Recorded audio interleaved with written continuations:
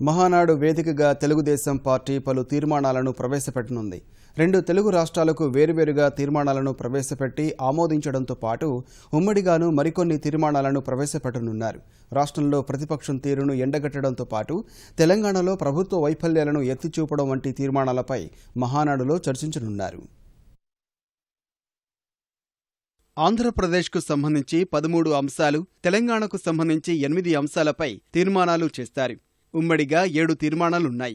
2 రాష్ట్రాలకు కలిపి చేసే తీర్మానాల్లో ఎన్టీఆర్కు నివాళితో పాటు తెలుగుదేశం పార్టీ 35 ఏళ్ల ప్రస్థానం, కార్యకర్తల సంక్షేమం, శిక్షణ, జాతీయ రాజకీయాలు, తెలుగుదేశం పార్టీ పాత్ర, విభజన చట్టం, ప్రత్యేక హోదా అమలు, కృష్ణా పుష్కరాల నిర్వహణ అంశాలు చర్చిస్తారు.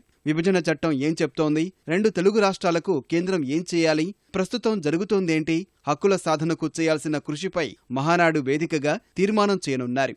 ఏపీకి చేసే తీర్మానంలో ఆర్థిక అసమానతలు, పేదరిక నిర్మూలన, మేనిఫెస్టో అమలు, ప్రతిపక్ష అభివృద్ధి నిరోధక చర్యలు, కుట్రలు, దుష్ప్రచారాలు, ప్రజా రాజధాని అమరావతి నిర్మాణం, అభివృద్ధి పదంలో వ్యవసాయం, అనుబంధ రంగాలు, సమగ్ర జల విధానం, ప్రాజెక్టుల నిర్మాణం, మౌలిక రంగాల అభివృద్ధి, సంక్షేమంలో అగ్రగామిగా ఆంధ్రప్రదేశ్, స్థానిక సంస్థల బలోపేతం, ఆకర్షణీయ గ్రామాలు, మానవ వనరుల అభివృద్ధి, విద్య, వైద్య రంగాలకు పెద్దపీట, శాంతి భద్రతల పరిరక్షణ, పరిశ్రమలు, పెట్టుబడుల ఆకర్షణ, పారదర్శక పాలన, ఈ ప్రగతి, నీరు, ప్రగతి, కరువురహిత రాష్ట్రంగా ఆంధ్రప్రదేశ్ రాష్ట్రం వంటి అంశాలు చర్చించనున్నారు. తెలంగాణ రాష్ట్రానికి సంబంధించి సంక్షోభంలో వ్యవసాయం, రైతుల ఆత్మహత్యలు, కరువు సహాయక చర్యలు, తెరాస ప్రభుత్వ వైఫల్యం, తెరాస ప్రభుత్వంలో కొరబడిన సామాజిక న్యాయం, ప్రభుత్వ పథకాలు, మితిమీరిన అవినీతి, సాగునీటి ప్రాజెక్టులు, ప్రభుత్వ అసమగ్ర విధానాలు, తెరాస హామీలు, వైఫల్యాలు, శాంతి భద్రతల పరిరక్షణలో ప్రభుత్వ వైఫల్యం, మైనార్టీ, గిరిజన రిజర్వేషన్లు,